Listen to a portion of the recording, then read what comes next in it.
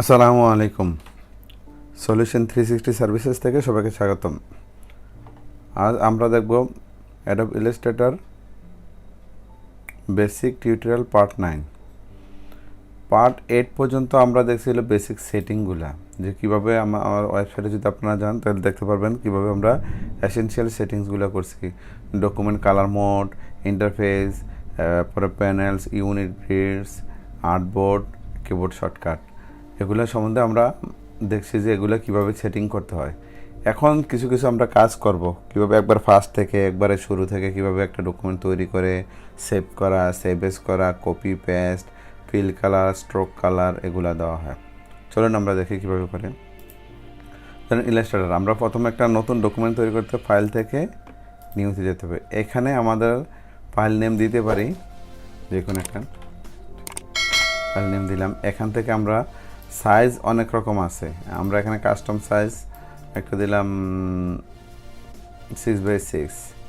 তারপরে এখানে দিলাম কালার মোড, CMYK না RGB, রেজুলেশন কী থাকবে সব এখান থেকে দেওয়া যায়। তারপরে ইউনিটটা কী থাকবে এখান থেকে চেঞ্জ করে দেওয়া যায়। তো এখান থেকে আমরা ইঞ্চিতে রাখলাম, এখানে CMYK রাখলাম, 300 রাখলাম, প্রিভিউ মোড হলো ডিফল্ট, ওকে করলাম। এই দেখেন এটা আশা বললো। এখন এখান থেকে আমরা যে কোনো কিছু ড্রয়িং করতে পারি। এখন এটার আমরা সেভ দেই। সেভ দিতে হলে হয় Ctrl+S বা ফাইল থেকে সেভ, এই যে সেভ দেন Ctrl+S দেওয়া আছে, সেভ দিলে আমরা ডেস্কটপে বা যে কোনো একটা লোকানে টেস্ট 1 আমি সেভ করে দিলাম, শেষ। এই যে এখানে সব রাখবো প্রবাসন, এখানে দেন সেভ হয়ে গেল, একটা ফাইল সেভ হয়ে গেল। এখন এই ফাইলটা আমি ক্লোজ করব। এখানে ক্রস চিহ্নতে ক্লোজ করতে পারি বা Ctrl+X দিতে পারি, না সরি Ctrl+X না, এখানে ক্রস দিতে পারি, অথবা এখান থেকে আপনারা দেখবেন ক্লোজ, Ctrl+W দিলে ক্লোজ হয়ে গেল। আমি সেভ করলাম, ফাইলটা ক্লোজ হয়ে গেল।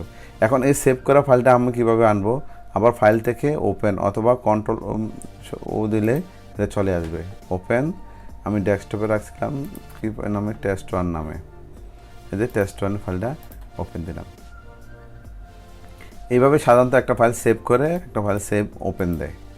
তারপরে আমরা কি দেখেছিলাম যে সেভ এস বলতে বোঝা যায় এই ডকুমেন্টারে যদি আমি অন্য একটা নামে সেভ দিতে চাই, যেমন ফাইল থেকে সেভ এস টেস্ট 2, তো টেস্ট 2 আমি নতুন একটা ফাইল নিলাম,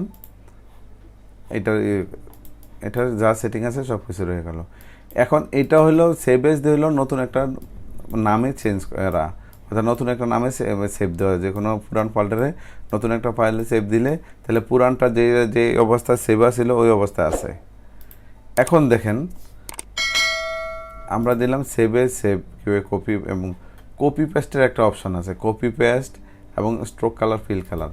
কারণ এইটারে আমরা স্ট্রোক কালার, এখানে দেখেন এই যে এটা হলো স্ট্রোক কালার আর এটা হলো ফিল কালার, অর্থাৎ কিবোর্ডের X দিলে আপনারা কোনটা উপরে নিচে বুঝতে পারবেন যে X দিলে এটা চেঞ্জ হয়, অর্থাৎ পরিবর্তন হয়। এখন দেখেন X দিয়ে আমি এটা নিলাম, স্ট্রোক কালারটা আমি অন্য একটা কালার দিই, দেখেন অন্য কালার হয়ে গেছে। এখন যদি আমি এটা ফিল কালার দিতে চাই, আবার ফিল কালারটা এখানে চেঞ্জ করলাম পুরোটা, এখানে ডাবল ক্লিক করতে পারবেন, অথবা এখান থেকে আমি ফিল কালারটা দিলাম, এটা দেখেন সেই, অথবা ফিল কালারটা আমি অন্য একটা কালার দিই, স্ট্রোক কালারটা বোঝার জন্য। এই দেখেন স্ট্রোক কালার, ফিল কালার এখান থেকে দেওয়া যায়, এভাবে দেওয়া যায়। এখন এইটারে আপনারা কি করব, যদি কপি করি আরেকটা হয়, আমরা অ্যাজ ইউজুয়াল যেভাবে কপি করি, এখান থেকে হলো Ctrl+C দিলাম, এরপর আবার Ctrl+V পেস্ট, দেন পেস্ট হয়ে গেছে। অর্থাৎ এটা এভাবে হলো কপি এবং পেস্ট করা হয়। দেখেন এখানে আমরা দিয়েছিলাম যে কপি পেস্ট এবং স্ট্রোক কালার, ফিল কালার, আমরা এগুলো সবগুলো করছি। এখন এছাড়া আমরা অল্টার চাপ দিয়ে যেটা করবো সিলেক্ট করব, যেটা আমরা ডুপ্লিকেট করবো বা কপি করবো, অল্টার চাপ দিয়ে ড্র্যাগ করলে এখানে নাটক চুরি হয়ে গেছে। অর্থাৎ এইভাবে যে কোনো একটা ফাইল এখান থেকে সেভ দেওয়া যায়। এবং এই ফাইলটারে সেভের পরিবর্তে আপনার যদি যেমন আমরা যদি অনেক সময় করি কি, আউটপুট সেটিং করতে হলে এই ফাইলটা ঠিক রেখে দেয়, সেভ দেই, Ctrl+S দিলে সেভ, অথবা এখান থেকে সেভ দিলে ওই ফাইলটা এক্সিস্টিং ফাইলটা সেভ হলো। এখন আমরা যদি ইপিএস করতে চাই তখন আমাদের অবশ্যই সেভ এসে যেতে হবে। সেভে যেয়ে এখান থেকে আমার ফাইল চেঞ্জ করে দিই ইপিএস, অ্যাডোবি ইলাস্ট্রেটর ফাইলের ইপিএস ফরম্যাটে দিয়ে দিলাম, আউটপুটের জন্য আউটলাইন করে। অর্থাৎ দেখেন